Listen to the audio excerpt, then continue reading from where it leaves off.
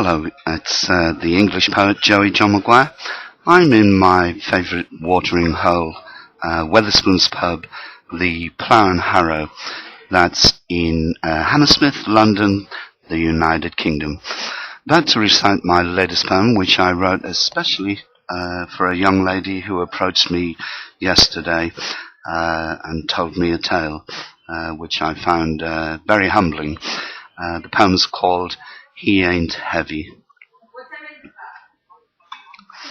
There comes a time when our yesterdays far outnumber our tomorrows, and I think yesterday's poignant moment reinforced that notion for me, as I was told so gently what must have been the saddest thing I have ever heard. And what is more, the tale was told with a dignity, a courage that I had never before encountered. I, the silent witness. I had raised my eyes, responding to the warmth of her hello, as I sat in my customary corner, head buried and lost to most things real, just the way I'd spent many of my yesterdays, alone, with my body language warding off company, a well-practiced defense mechanism. On this yesterday, her voice drew my attention.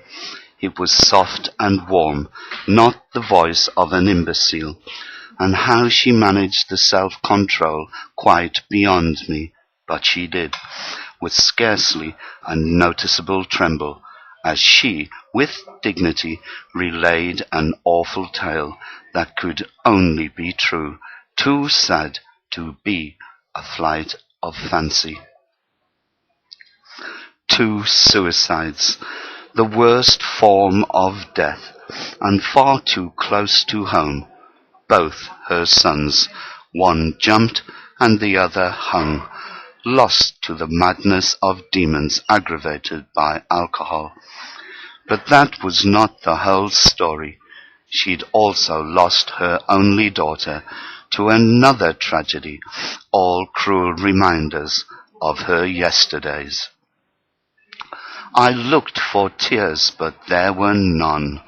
I could see that she was a survivor, had done most of her crying, and in her eyes I recognized the symptoms of my own pain. I felt quite honored that she could tell me, understanding that she could tell I had problems, sharing a reassurance with me that she had long since been shown on those dark yesterdays when surrounded by her many friends who deserved mention. When she'd said her piece, she left as quickly as she'd appeared, took her place with her friends, left me lost for words and deep in thought, and I was glad of her unsolicited interruption, because for a short while I was transported from my place of incarceration, distracted from my own misery, to another place that glowed with warmth, and yet was someone else's sad yesterday. My burden was somewhat lightened by her wonderful act of human kindness. I shall never forget her compassion, the sadness of her eulogy, nor will I ever forget the tune of both sons' favourite song, which is still ringing in my ears.